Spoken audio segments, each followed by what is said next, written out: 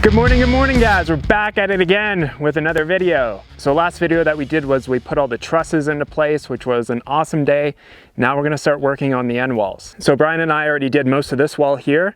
So you can see it's just bolted down to the ground the same way that we did the base rails for the major part of the garage. So you can see how these 2x3 steel pieces go up and support those trusses. And if you're new to my channel and you want to stay up to date with all of our awesome off-grid projects, definitely hit the subscribe button. We've got rainwater harvesting projects, solar projects, and we're building this big garage right now. So make sure you stay up to date on our journey living off-grid in the Sonoran Desert. So these base rails get anchored and secured the same way that the base rails did for the other side of the garage.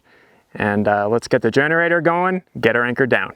So one main thing that we're doing differently with the end walls is that we're lining the base rail up right to the edge of the slab here. And the reason for that is because on this wall, we have all these horizontal pieces that are going across, which is where we're gonna screw our sheet metal to, as opposed to the main walls here, where we have to attach this hat channel in order to get basically our horizontal screw positions. So we're just gonna start anchoring all these pieces down. And I know the distance between basically the inside of the wall here to the next kind of stub up is 64 3/4 inches, and that's the same for all these pieces. Oh my God, Derek, why are you using an adjustable wrench? Why don't you just use a socket set? I can already hear you guys typing it out. Because there's only like 9 bolts and I really didn't feel like going up and getting my socket set and bringing it down. Sometimes if I was doing 100 of these anchors, then yeah, I would certainly bring over the socket set because it would make it a lot easier, but sometimes you just got to use what tools that you have on hand, and it just kind of actually speeds up the process. So at this point in the garage build, it's pretty easy to do a lot of this stuff myself when I was building the trusses and doing the other major kind of framing pieces. But at this point I could do a lot of this myself, which is nice, so I didn't have to bug Brian to come over and help me.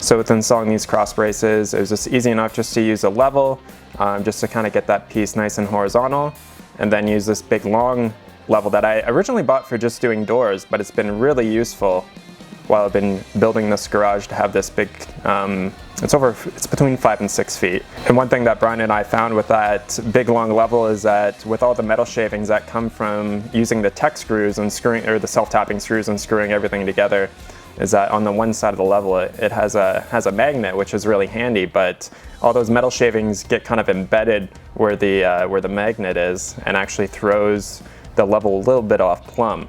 And one thing that you'll also see me use quite a bit is I'm using these little quick grips, and when you're doing a lot of work by yourself and you don't have an extra set of hands, these little quick grips make this process so much easier. So if you're doing a lot of these projects yourself, having these little quick grips makes a lot of these things very easy to do on your own. So you don't always have to ask other people to help. And that's one thing about working by yourself. You learn all these little tips and tricks of how can I do this by myself in a way that still is going to be easy.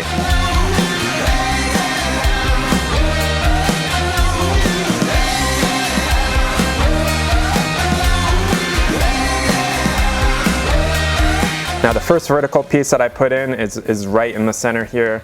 And getting this actually in place was a little tricky, and mainly because I kind of had to lean on through the one side of the truss there and get it into place. So once we get that into place, I just want to double check, make sure that this piece is nice and plumb, and again using my little quick grips to hold the angle brackets in place. So this vertical piece sits right underneath the truss, and then we use some of these angle brackets to hold it right where it needs to be. The other end wall was much easier to do because I could actually get the lift right beside the truss, whereas on this end here, because the gap between the 2 last trusses was only 2 feet, I can't get the lift up in between it because the lift is between 2 to 3 feet wide.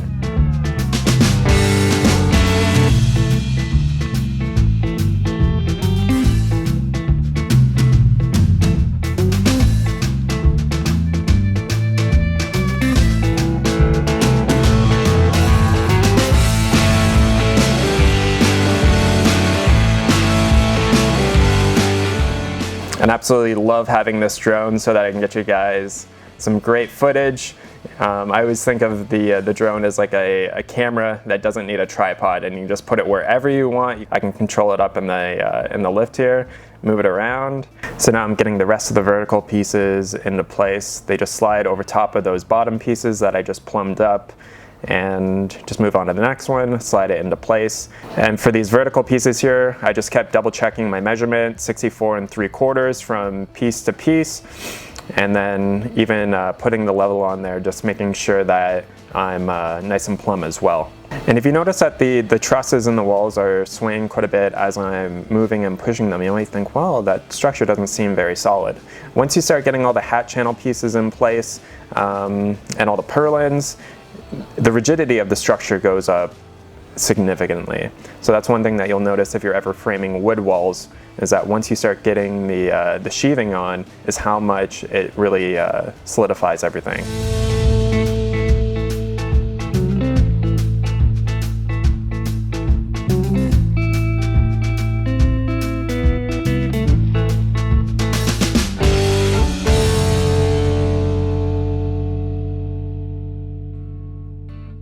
So now I can start putting the next set of cross bracing across. I don't have to check for plumb on the vertical pieces anymore because I know that they're already nice and plumb. So these go together quite quickly. You just kind of move on to the next one and just keep moving on down the line.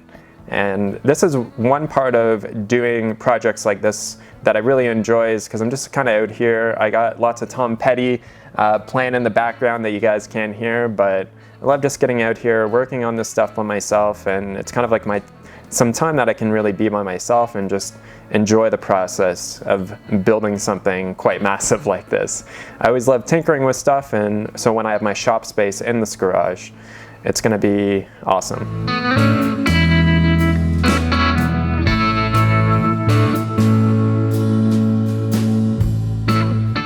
Oh baby, we're making some headway. So we got the first 2 rows of cross bracing going up there. There isn't a cross brace right there. It's because there's going to be a door in that corner. This is what these brackets look like that are holding this all together here. Very simple, very nice. Then on the end here, it's a different type of bracket with some pancake screws. So the sheet metal on the end walls screws directly to these horizontal cross braces. So you can see on this side here that the base rail is lined up right with that sheeting ledge here. So the sheet metal will go down past the level of the slab and then go down about another 1.5 inches below. So then to compare it on the other side, we backed off the base rails 1.5 inches from this sheeting ledge here, so that when we applied our hat channel, that's giving us our horizontal bracing and a place to screw the sheet metal to. So this distance here pushes out the sheet metal far enough so that we can basically put that sheet metal right down to the bottom here, and then we're gonna have a very minimal amount of water coming into the garage whenever it rains. So that's a quick update on the garage for you guys today. So obviously the hat channel and the cross bracing, it's got to go up another 2, almost 3 levels, probably almost 3, in order to get all the way up to the top. So I don't know exactly how much I'm going to show of that, just because it's kind of getting a little monotonous and it's pretty basic. So if anything interesting happens, then I'll update you guys on that. But thanks so much for watching. I'll catch you guys on the next video. Talk to you soon. Peace.